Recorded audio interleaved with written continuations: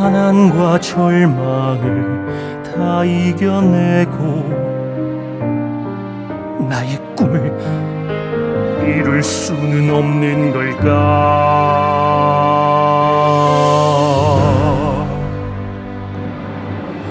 모두가 그만 지쳐 포기했나? 그러나 가야 할 역사에 서다 끝없이 눈 감고 생각해 볼 밖에 가난은 강철로 된 이슬빈가 보다 타오른 불꽃 나의 영혼으로 눈부신 태양을 이루어내리 끝없이 눈 감고 생각해 볼 밖에 가난이 강철로 된 이슬비라도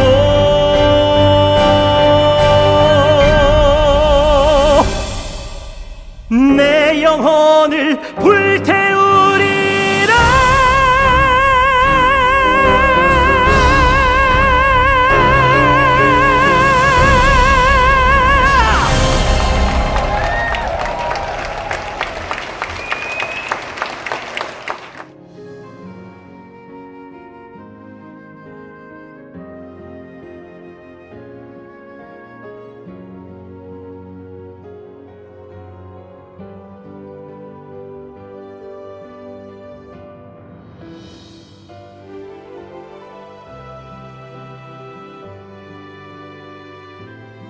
여러분 안녕하십니까? 책을 읽는 남자 김재철입니다. 지난번 시간은 여러분 기억나시죠? 유경수 여사가 독일에 갔었죠. 그 당시에 이제 박정희 대통령이 독일을 가게 된 것은 여러 가지 목적이 있었습니다. 첫 번째 목적은 우리나라가 이게 이제 울산 공업단지부터 시작해서 이제 경제개발 5개년 계획을 이제 시작을 하는데 돈이 없잖아요. 달러가 없죠. 예. 그러니까 이 달러를 구하려고 미국도, 영국도, 프랑스도, 이탈리아도 여러 군데하고 접촉을 했는데 대한민국이 돈이 없는 나라니까 갚을 능력이 없다고 판단하고 돈을 안 빌려주죠. 1인당 국민소득이 거의 뭐 100불도 안 되고 70불, 80불 하고 아프리카 잠비아나 우간다보다도 못 살고 필리핀은 그 당시에 필리핀이나 뭐 이런 데는 우리보다 한 3배 잘 살았어요. 국민소득이. 서너 배 잘 살았죠. 심지어는 뭐 대여섯 배. 필리핀은 진짜 잘 살았거든요. 그러니까 인도네시아, 지금 오는 미얀마 뭐 이게 온 아프가니스탄 온통 나라들이 전부 다 우리보다 더 잘 사는 나라였다고. 그러니까 돈을 빌릴 데가 없으니까 생각을 해낸 게 독일은 분단국가잖아요. 동독, 서독. 그죠? 동독, 서독. 그래가지고 독일을 생각했는데 독일에서 이제 하나의 조건이 있는 거예요. 그렇다면 우리가 지금 간호사들, 심하게 하면 간호보조원들이죠. 간호보조원들이 필요하고 탄광에 이제 뭐 한 2,000m 이렇게 막장에 들어가니까 거기에 가 있는 다른 아프리카나 우리가 인도네시아나 인도나 이런 노동자들도 이제 2,000m 갱에 들어가서 안 가려고 하는 거죠. 아니면 돈을 아주 많이 요구하든가. 그러니까 우리나라에 그러면 당신들이 그 노동력을 우리 보고 좀 보내주면 우리가 차관을 보내줄 의사도 있다. 이래가지고 그게 이제 어느 정도 이제 다 서로 성립이 된 거예요. 그래서 이제 그 차관도 구할 겸 또 리프게 대통령의 이제 독일 대통령의 초청을 받아서 그렇게 갔죠. 예.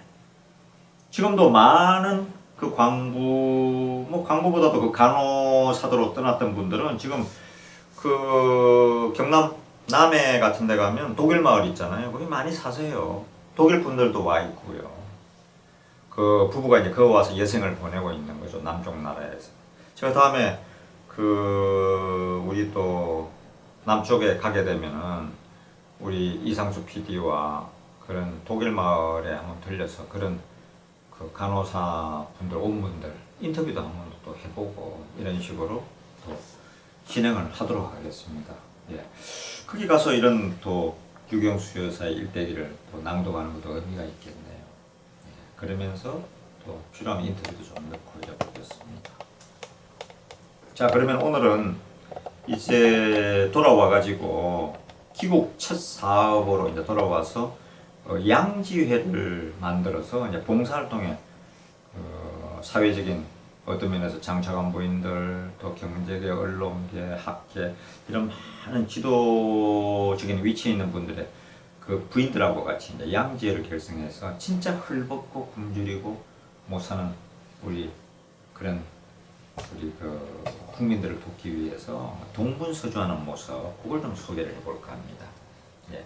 그 제목이 양지의 모임 이렇게 되어 있습니다. 낭독을 해드리도록 하겠습니다.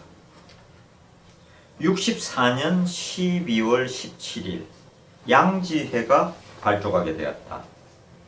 국가의 책임 있는 자리의 지도층 인사의 부인들이 보답이나 보상을 바라지 않고 헌신과 봉사를 다짐하며 뭉쳐진 모임이었다. 여사가 평소에 바라던 보람찬 회가 발족을 하게 된 것이다. 그 당시에 이제 세대라는 잡지에 67년 5월호에 실린 하나의 그 인터뷰 기사가 있습니다. 양지회를 만들게 된 것은 처음에는 아무런 명칭도 없이 최고회의 당시 최고위원 부인들만으로 구성된 여가 선용이라고 할까요? 그래서 국민에게만 내핌을 강요하지 않고 우리 스스로 내핍함으로써 모범을 보이자고 하여 모여진 것이 뒤에 자선사업에도 힘을 쓰게 되었고, 그게 점점 규모 있는 기능을 하게 되어 나중에 양지회라는 이름이 붙여진 거예요. 그리하여 양지회 사업은 응달의 여성들에게 따뜻한 햇살을 비추어 주려는 대외적인 봉사와 국민에게만 내핍을 강요하지 말고 우리 스스로 내핍함으로써 모범을 보이려는 대내적인 목적을 간직하고 있었다. 이렇게 되어 있습니다. 대외적으로는 부녀층의 사회적 지위 향상과 불우한 사람을 위한 자선 구호 활동, 선행을 권장하는 것, 기타 위문 사업과 농어촌 문화 개발 사업, 환경 미화 사업 등 주로 봉사활동을 지향하였다. 이 양지회를 기반으로 여사의 다채로운 봉사활동이 1974년까지 꾸준히 전개되었다. 이게 중지가 된 것은 여러분 알다시피 1974년 8월 15일 날 군인 광복적인 이제 경축식이 남산에 있는 국립극장에서 열렸는데, 여기에 이제 문세광의 흉탄에 맞아서 세상을 떠나시게 되죠.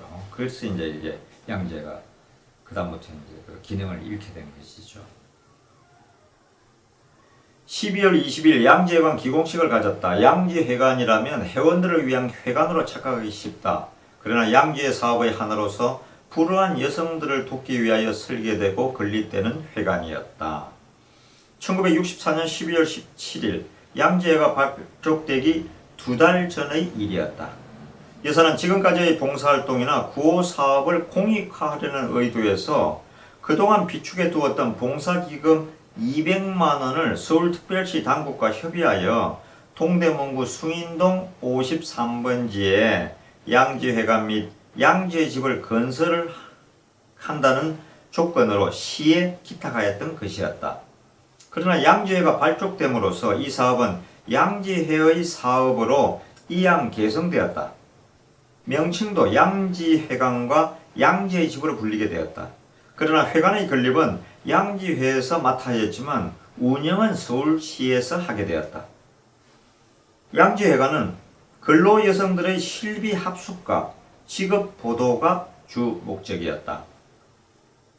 대지 203평에 연건평 275평, 합숙인은 204명을 수용할 수 있도록 설계를 하였다. 불우한 분들이 여기 와서 숙박도 할 수 있게 된 것이죠. 기공식 날은 날씨가 추웠다. 국내외 기빈들과 양지 회원들의 우렁찬 박수 속에 여사는 첫 사고의 흙을 떠올렸다. 숨은 봉사활동이 체계와 규모를 갖추고 첫 발을 내딛는 감격적인 순간이었다. 여사는 봉사활동을 위한 새로운 결의를 가슴에 다짐하였다. 12월 1일에는 총리공간에 여사를 비롯한 21명의 양지 회원이 모여 일선 장병들에게 보낼 위문대를 만들고 28일 오후 7시 시민회관에서 불우한 사람을 돕기 위한 자선 음악의 밤을 개최하였다. 그 수익금으로 내일을 마련하여 고아원에 전달하자는 것이었다. 여사는 그 해도 저무는 12월 30일에는 자선음악의 밤에 수고한 사람들을 청와대로 초청하여 다과회를 베풀었다. 이 옷 아름다워 보이나요? 그날 다과회에서 여사는 자신의 옷을 가리키며 어느 장관 부인에게 물었다. 그럼요. 진정으로 장관 부인은 여사의 옷이 아름답게 느껴졌던 것이다. 그러자 장관 부인 옆으로 다가선 여사가 말했다. 한번 만져보실래요? 주위에는 다른 회원들이 미소를 띠며 그 광경을 지켜보고 있었다. 한감에 얼마쯤 되어 보여요? 알아맞혀 보세요. 누구에게나 그 옷감은 외국산 옷감 중에서도 각별한 것 같아 보였다. 글쎄요. 장관 부인은 머뭇거렸다. 여사가 웃으며 말했다. 국산 옷감도 이만하면 쓸만하죠. 한감에 5,000원 미만짜리예요. 색깔만 잘 고르면 어디에 입고 나가도 버젓해 보이겠지요. 이어 여사는 수정반지에 대한 일화를 들려주었다. 수정반지를 끼고 있었거든요. 손가락에. 지난 여름 지망군을 데리고 제주도에 갔던 길에 선물 가게를 살펴보다가 수정이 마음에 들어 사서 꼈어요. 가격은 3,000원. 그러자 여사가 엄청난 보석 반지를 끼고 있다는 소문이 퍼지게 되었다. 여사는 이야기를 들려주면서 공적인 자리에 앉은 사람들의 처신이 그처럼 어렵다는 것을 일러주었다. 이제 공적인 자리에 나가니까 수정 반지는 그 색깔이 독특하잖아요. 그러니까 수정 반지를 본 사람들은 야 저거 비싼 거 아주 고급스럽게 외국에서 가서 미국에서 사왔나 했겠죠.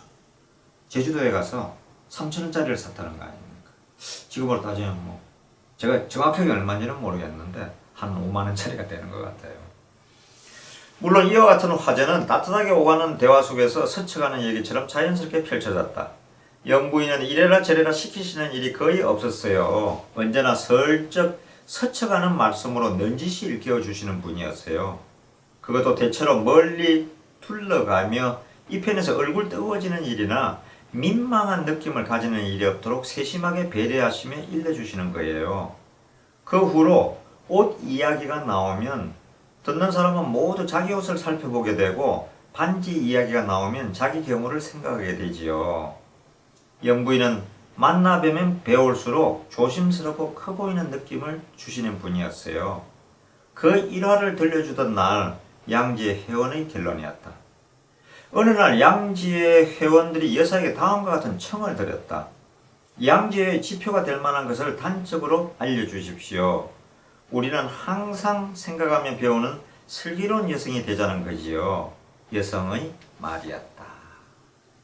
이렇게 이제 양지회가 만들어지게 된 배경과 그 소식이라고 그럴까요? 예, 그런 걸 우리가 이제 알 수가 있죠. 그 다음 장은 지금 현재 우리가 245페이지를 제가 이제 읽기 시작할 텐데요. 한 절반 정도는 이제 왔다고 생각하면 됩니다. 예. 요 유경수 여사의 일대기 유경수 여사 박몽월 선생님이 쓴 요 책을 들려드리고 이 다음에는 제가 그 박근혜 대통령이 이제 마침 그 오랜 4년 이상의 그 감옥 생활을 하다가 지금은 이제 나와서 대구광역시 탈성군 쌍계면 6월이라고 이제 좀 한적한 데로 뭐 대구는 대구 삼덕동에서 태어났고 또 그 이후에도 이제 박정희 대통령이 군 생활을 거기서 많이 했잖아요. 그러니까 특히 국회의원으로 나중에 이제 그 아버지까지 흉탄에 돌아가시고 나온 다음에 한 10년에 심하게 하면 한 낭인 생활을 거쳐서 처음으로 이제 국회의원이 되는데, 그때 대구 달성에서 첫 국회의원이 됐죠. 그래가지고 아마 내리 4선을 했을 겁니다. 그래서 대구는 유경수 여사의 또 추억도 있고, 박근혜 전 대통령을 따지면 어떤 면에서 자기 출생지고 마음의 고향이죠. 거기로 잘 가신 것 같아요. 아마 그 위에는 또 비슬산이라고 산책하기도 아주 좋습니다. 예. 그 비슬산 일대는 옛날에 우리 그 망우당 곽지우 장군이 의병으로 많이 활동했던 데고요. 그 앞은 낙동강이 흐르고 있어서 그 낙동강 물이 이제 절로 글로 이제 자락으로 해서 거모강으로 뭐 이렇게 해서 이제 낙동강이 나중에 부산으로 이렇게 빠지게 되잖아요. 예. 좋은 지역에서 또 마음을 가다듬고 아마 아버지 어머니를 그 기리는 그런 행사를 앞으로 구상하시면 좋지 않을까 생각합니다. 저도 또 이 유경수 여사 아카시아 밤을 또 저희가 뮤지컬을 만들려고 하니까 다음에 기회가 있으면 예전에 제가 정치부 기자를 했기 때문에 박근혜 대통령을 뵌 적이 있거든요. 그래서 또 옆에 저희 박재영 집안의 장손이죠. 박재영 의원은 저하고 또 고려대학교 선배고, 벌써 아신 저하고 이렇게 알고 지내는 지가 벌써 한 30년이 돼 가는 것 같습니다.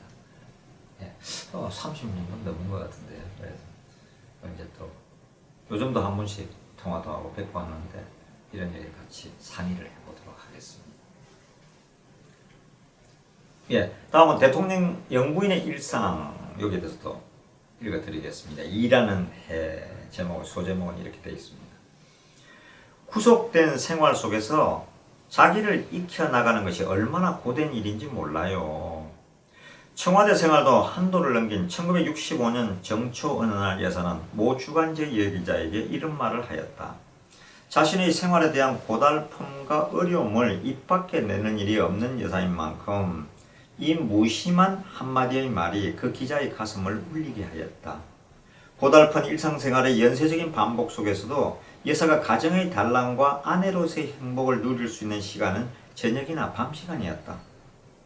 습관신문을 훑어보고 저녁상에 모이면 아이들을 중심으로 학교 얘기, 공부 얘기, 그리고 집안 얘기로 웃음이 터져나오고 대통령도 홀가분한 기분으로 마음을 푸는 것이었다. 그러나 여사가 순수한 아내로서의 자기로 돌아가서 개인적인 시간을 가지게 되는 것은 밤 10시가 지나서였다. 근의 근영량이나 치망군이 잠자리로 들게 되면 청와대에는 인기척이 끊어지고 환하게 불이 켜진 대통령 서재에서 여사는 오붓한 시간을 가지는 것이다. 대통령의 취침 시간은 대체로 1시 전후. 그때까지 대통령 곁에서 독서를 하거나 네 분이 차분한 이야기를 나누었다. 때로는 여사가 손수 끓인 결명차를 함께 들은 경우도 있었다. 이 심야의 조용한 시간 속에서 영부인으로서의 무겁고 고달픈 직책에서 잠시 해방되어 남편과의 드는 한 잔의 향기로운 차, 결명차, 평범한 어느 가정의 행복한 주부와 다름없는 순수하고도 따뜻한 아내로서의 즐거움이요 위안이었다. 이와 같은 안온한 심야의 행복감은 오늘의 직책이 무거울수록 또한 충실하게 직책을 이행한 날일수록 여사에게는 가슴 깊이 스며드는 것이었다. 2월 24일 대구에서 여성회관 건립 기금 모집을 위한 자선음악회의 밤이 열렸다. 서울에서 건립하려는 양지회관과 같은 취지의 회관을 전국 중요 도시에 세우려는 것이 여사의 의욕적인 방대한 규모의 구상이요 계획이었다. 도와도 끝이 없고 때로 원조가 콩으로 흩어지는 것 같다 하시며 차차 개별적인 원조보다는 많은 사람에게 도움을 줄 수 있는 사업에 손을 대기 시작하셨습니다. 그 첫 번째 사업이 여성들을 위한 다목적 회관인 여성회관의 건립이었습니다. 이게 왜냐하면 개별적인 그런 한계가 있잖아요. 개별적인 도움이란 게 민원 처리도. 그래서 더 많은 분들에게 어렵고 힘든 특히 여성들에게 도움을 주려니까 이 아무래도 이제 조그만 그 여성회관의 건립부터 해가지고 사업들을 추진하게 되는 거죠. 예, 양재를 중심으로. 여사의 측근에서 일해오던 전직 비서가 전해주는 말이다. 개별적인 원주에서 많은 사람에게 도움을 줄 수 있는 사업으로 전환하게 되는 이 과정이야말로 여사의 순수한 헌신이나 봉사가 하나의 방향을 찾게 되던 시기였다. 이 시기에 착수한 사업이 여성회관 건립이었다. 여사는 대단한 열의를 가지고 이 사업을 추진하였다. 흰 모본단 치마 저고리의 순수한 차림으로 여사는 대구로 내려갔다. 대구는 여사에게 잊혀지지 않는 곳이었다. 혼인을 한 곳도 신접 살림을 차린 곳도 거래량을 낳은 곳도 바로 대구였다. 그러므로 지방기자를 만나자 어딘지 모르게 아늑한 검은 흙 속에서도 인정이 풍기는 곳이라고 대구에 대한 애착을 피력해 보여주었다. 여사는 이날 기자회견 자리에서 봉사구호 사업에 대한 뜻있는 말을 하여 주목을 끌게 되었다. 일어서려는 시민 곁에서 작은 힘이지만 힘이 되어 주겠다는 것이 여사의 말이었다. 일어서려는 시민 곁에서 작은 힘이지만 힘이 되어 주겠다. 대부분 사람들이 장사를 하든 사업을 하든 무슨 일을 하든 조금만 도와주면, 왜 우리가 자식들도 부모님들에게 돈 타러갈 때 잘 그러잖아요. 결혼한다 아니면 장인 장모님 어머니 아버지 조금만 이것만 도와주면, 제가 이 슈퍼에 지금 이거를 갖다가 조금만 디자인을 고쳐야 될 것 같은데 조금만 도와달라고 이래가지고, 그러다 보면 부모님들이 장인 장모님이 도와주는 경우들이 많죠. 이 정말 꼭 필요할 때 아무리 능력이 있고 힘이 있고 뭐 해도 이게 해나갈 수가 없잖아요. 끝에서. 그럴 때 옆에서 손 한번 내밀어주면 이게 큰 힘이 돼서 성공의 요인이 되거든요. 네. 저희도 그런 일을 하려고 하는 것입니다. 네. 3월 5일에는 부산에서 자선음악의 밤이 열렸다. 역시 여성회관 건립을 위한 기금을 마련하는 것이 목적이었다. 이날 밤에도 흰 치마 저고리 차림으로 여사는 부산으로 내려가 참석을 했다. 자선의 밤은 대성황을 이루었다. 동명극장에는 남포동 앞에거든요. 동명극장이라고. 동명극장, 초량극장은 뭐 초량동, 그 다음에 이제 왕자극장. 지금도 그 극장들이 있습니다. 부산극장.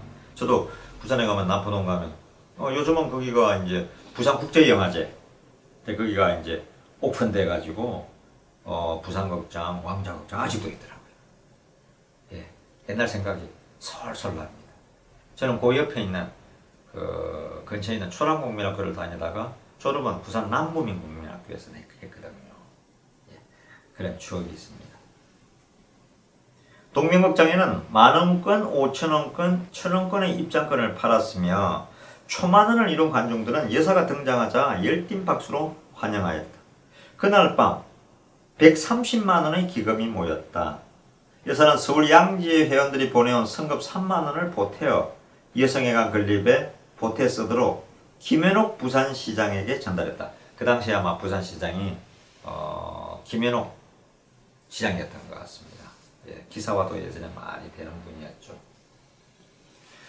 부산과 수원, 춘천, 청주, 대전, 대구, 마산, 전주, 광주와 제주 등지에 차례로 건립된 이 여성회관을 중심으로 불우한 여성들을 위한 봉사활동과 여성 지위 향상을 위한 활동이 활발하게 전개되었다.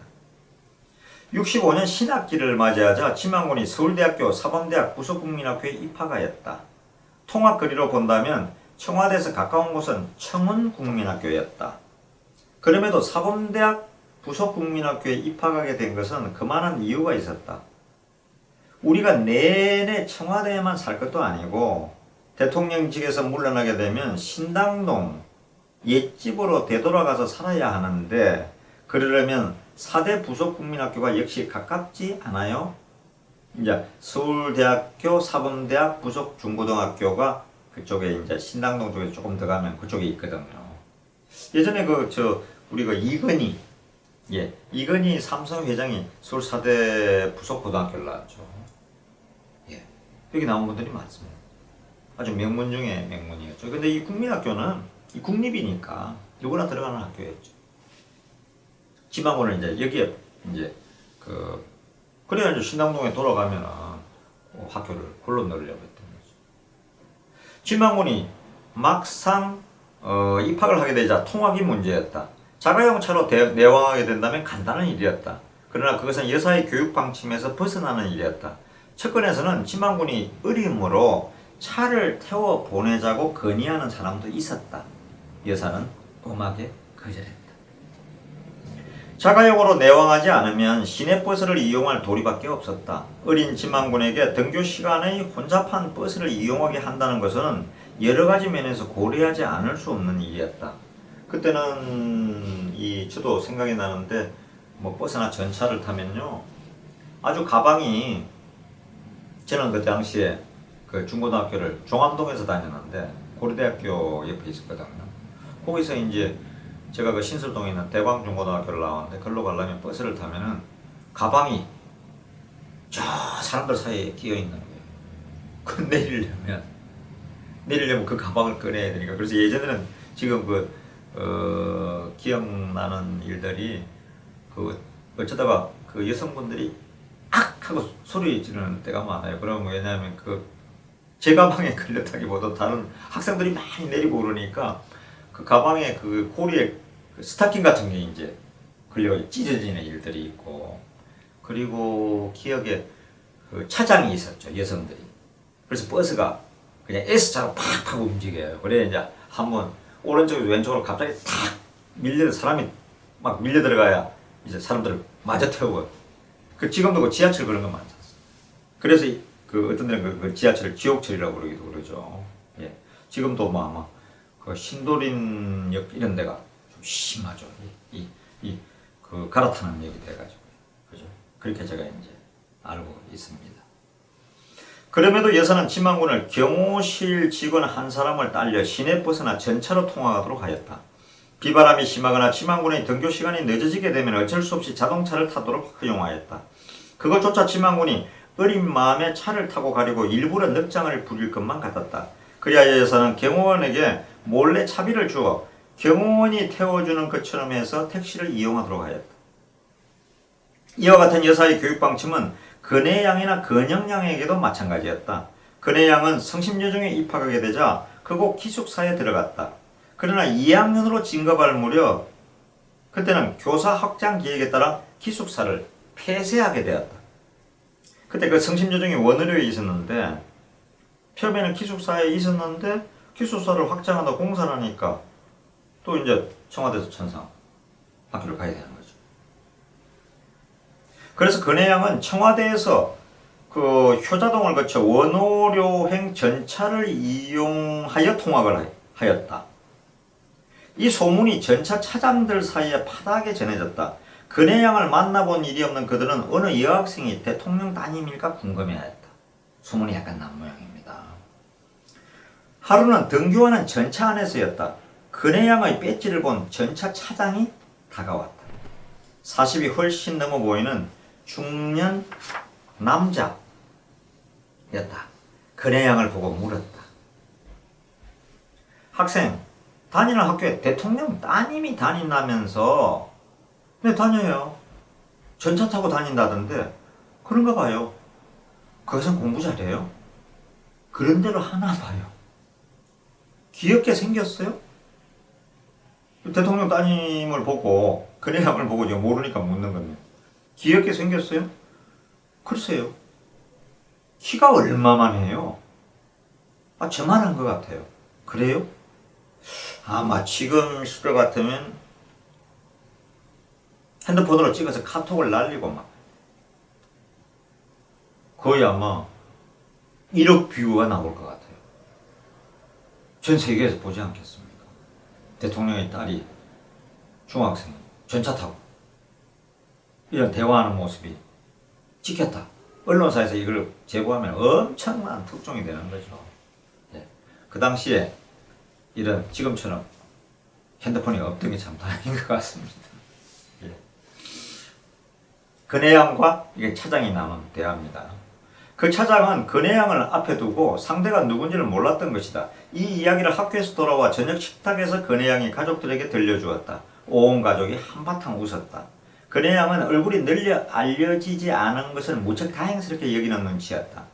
그런 딸의 모습이 여사에게도 흡족했다. 근혜양의 말투나 몸가짐에서 조금도 부모의 직위에 대한 특근의식 같은 것이 비치지 않았으며 자신도 웃어가며 이런 경험담은 들려주는 근혜양의 모습에서 여사가 의도하는 교육 방침이 올바르게 이루어지고 있음을 볼 수 있었던 것이다. 여사는 특히 어린 지망군에 대하여 이런 점에서 마음을 썼다. 그의 몸가짐에 대해서도 담임 선생에게 노상 문의를 하였다. 차별을 두지 않고 다루도록 부탁을 하였다. 여사의 이와 같은 철저하고 엄한 교육 방침을 근영양은 다른 말로 표현해 주었다. 남들에게 부럽다는 말을 듣지 않도록 해라. 네가 가진 도시락이나 옷이나 우산이나 모든 걸 남들에게 부럽다는 말을 듣지 않도록 해라. 그렇게 해야 돼. 참 교육 방침이 좋지 않습니까? 근영양에게 타이른 여사의 교훈이었다. 참 가슴이 찡한 얘기죠. 생각해 볼 수 없는 거죠. 다들 요즘 자식들 잘 키우겠다고 거의 하나밖에 없으니까 해달라는 거 다 해주잖아요.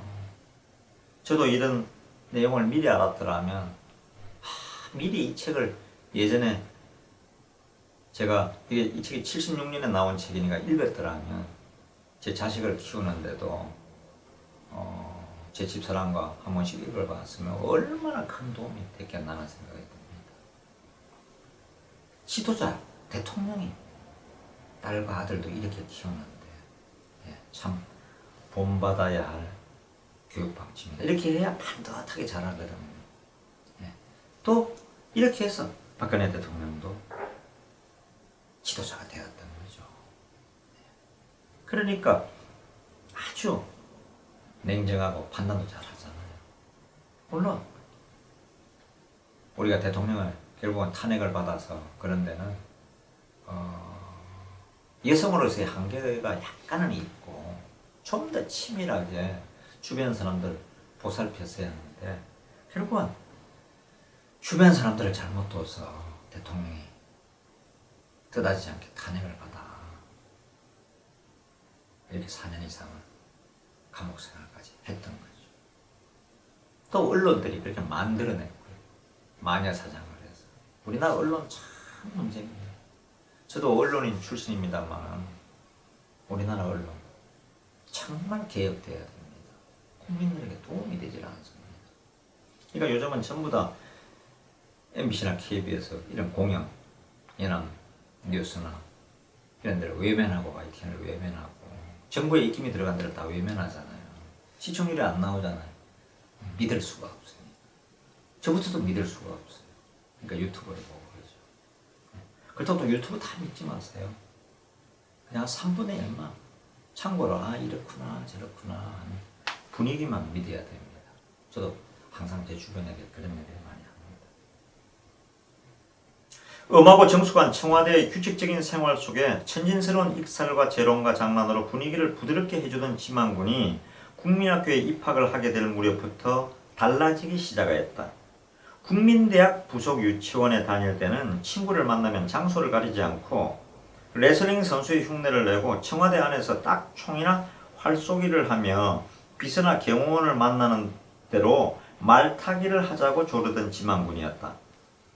그러던 그가 국민학교 입학 통지서를 받게 되자 종이와 연필을 들고 글자를 가르쳐달라고 찾아다니며 졸라대 누나들을 놀라게 하였다. 청와대고 뒤로 오면 삼청동이 있고요. 그래서 정릉 골짜기 그 좁은 길로 가면은 올라가면 오른쪽으로 가면 국민대학을 갈 수도 있고요. 아니면 청와대 나와서 아마 큰 길로는 그 차를 타게 되면 지금의 그 평창동 쪽으로 해서 터널을 지나서 국민대학을 가게 되죠. 그때 그 터널이 있었는지 없었는지는 제가 모르겠습니다. 아마 없었을 가능성이 더 크다는 생각이 듭니다. 예. 다음 페이지를 또 계속 나가도록 하겠습니다. 갑자기 어른이라도 된 기분이 드는 모양이지 누나들이 놀려댔다. 그 무렵이었다. 저녁 식탁에서 대통령이 여사와의 대화 중 화제에 오른 사람의 이름에 무심코 C라는 존칭을 붙이지 않았다. 그러자 곁에서 듣고 있던 지만군이 항의를 했다. 아버지, 남의 이름을 그렇게 부르시면 안 돼요. 어머니가 지만군에게 타일러준 말투 그대로였다. 대통령도 어린 아들의 항의에 판대소했다. 너무 재밌었겠죠, 그죠? 예. 미안해. 아버지가 사과를 하여 온 가족이 웃었다. 예의에 대해서는 여사가 각별히 유념하여, 예. 이런 이제 지만군의 예의에 대해서는 여사가 각별히 유념하여 남의 이름에는 반드시 C라는 존칭을 붙여야 한다고 자녀들에게 깨우쳐 주었던 것이다. 하루는 텔레비전을 보던 지만군이, 예. 하루는 이제 그 텔레비전을 보다가 지만군이 누나 후라이보이 씨 나왔어. 그때 이제 그 우리가 이제 후라이보이 곽규석 씨를 얘기하죠. 코미디언. 그러니까 이제 그 세월이 옛날이었으니까요. 텔레비를 보다가 후라이보이 씨 나왔어 그랬어요. 그러니까 소리를 쳐서 또 한 차례 가족들이 웃었다. 여사가 후라이보이 같은 애칭에는 C를 안 붙여도 된다고 일러주었으나 어린 지만군은 좀처럼 납득이 가지 않는 표정으로 눈만 깜빡깜빡거렸다. 이해가 안 됐던 거죠. 다 C라고 붙여이라고 그래놓고 텔레비전에 나오는 아저씨인데, 애칭에는, 연예인 애칭에는 C라고 붙이지 않아도 된다. 그러니까 아마 이상했던 거예요. 어느 날은 유치원 친구들을 청와대로 불러와서 어엿한 자세로 아버지와 어머니에게 인사를 시키는 것이었다. 그 태도가 어린 그로서는 너무나 정중하고 격식을 차린 것이었이 대통령 내분을 놀라게 하였다. 지만군은 어린이들을 데려오면 꼭 아빠와 엄마에게 정식으로 인사를 시켰다. 지만군의 근황을 알리는 신문기사의 한 대목이다. 어머니의 모정이 펴놓은 흰 비단 바탕 위에 어린 나라의 지만군이 그려놓은 동심 어린 원색적인 채색화. 그것이 여사에게는 흐뭇하고 즐거운 일이었으나 한편으로는 고되고도 힘에 기운 일이기도 하였다. 유치원 친구들을 초청하여 부모에게 정식으로 인사를 시킨 일은 대통령 내분의 생활이 지만군에게 그대로 반영된 일면이기도 하였다. 이 사실을 알고 있는 여사는 자녀들의 교육에 앞서 자신의 몸가짐과 말씨 하나에도 극히 신중하였다. 어머니는 산 교과서다. 하찮은 일상의 운동 하나하나가 씻을 수 없는 영향을 자녀들에게 미칠 수 있다는 사실을 생각하면 두려움마저 느끼게 된다. 여사가 기자에게 일러준 말이다. 이와 같은 여사의 말은 체험에서 우러난 실감적인 고백이라고도 할 수 있다. 다시 한번 읽어드릴게요. 어머니는 산 교과서다. 하찮은 일상의 운동 하나하나가 씻을 수 없는 영향을 자녀들에게 미칠 수 있다는 사실을 생각하면 두려움마저 느끼게 된다. 이런 내용입니다. 이런 교육을 받으면 자녀들이 휘두러져 나갈 수가 없죠. 참으로 대단한 교육 방침이라는 생각이 듭니다. 여사야말로 자녀들을 위하여 몸가짐 하나 말씨 하나에도 신경을 썼던 것이다. 그네야, 그녀가, 치마나 하고 자녀들의 이름을 막 부르는 일이 없었다는 거죠. 그네, 그녀, 치만 하고 이름만 다정하게 불렀으며 그들을 부르는 억양이나 태도에도 자녀들의 인격을 존중해주는 인상을 풍겨주었다. 이 사소한 예를 보아도 그야말로 하찮은 일상의 운동 하나하나에도 깊이 마음 썼음을 짐작할 수 있다. 4월로 접어들자 등가방을 맨 지만군이 우쭐거리며 누나들의 손을 잡고 청와대 앞 효자동 길을 걸어가는 모습이 시민들의 친근한 미소를 자아내게 하였다. 그네 양은 전학년에서 수석, 중학교 2학년으로 올라가고 근영 양도 2등으로 국민학교 6학년으로 진급하였다. 1등만 하려고 애쓰지 마. 건강도 공부만 못지않게 중요하잖아. 타이러면서도 유 여사는 공부 잘하는 딸과 귀여운 아들이 등교하는 모습을 대견스러운 눈으로 바라보며 손으로 저어보았다. 여사는 그네 근영양에게 피아노를 가르치고 있었다. 그네 양의 피아노 실력은 체르니 40, 근영양은 체르니 30. 자매들이 학교에서 돌아온 오후에는 피아노 소리가 벚꽃이 피르는 청와대의 뒤뜰 저편에서 울려 오기도 하였다. 요 어린 시절 청와대에서 피아노를 치면서 유경 의사가 좋아했던 노래가 그네거든요.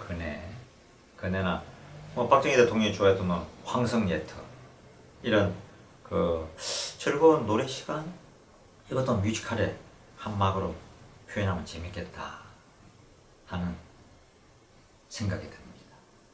아마 피아노 딱 체르니 40, 30이니까 그래서 윤건영 선생의 동요 이런 게 따오이 같은 것도 부르겠죠. 따옥 따옥 따옥 소리, 처량한 소리. 예, 따오이 소리 참 좋지 않습니까? 예. 그런 걸 우리가 또 표현하려고 이미 뮤지컬에서 저희가 이제 여러 미팅을 하면서 의견을 나누고 있습니다. 예. 우리의 이제 유경수 여사는 이런 식으로 해서 저희가 이제 앞으로는 뮤지컬도 만들 생각이고요. 올 연말에 꼭 공연하겠다 이런 생각을 하고 있고, 이제는 조금 지나서 이제 대본 작업에 이제 봄이 되면 들어가게 될 거고요. 예. 저희가 뮤지컬 컴퍼니에 의해서 제작하는 작품들이 다들 역사물 위주로 편성되어 있는데, 이제 현대사의 한 부분을 뮤지컬 박정희에 의해서 또다시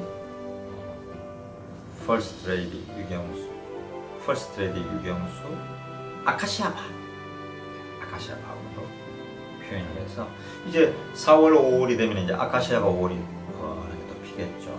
저희가 또 그거를 계속 좋은 화면을, 아카시아가 한때 피고 떨어져 버리니까 좋은 그림을 촬영을 해서 환상적인 분위기를 만들어갈 생각입니다.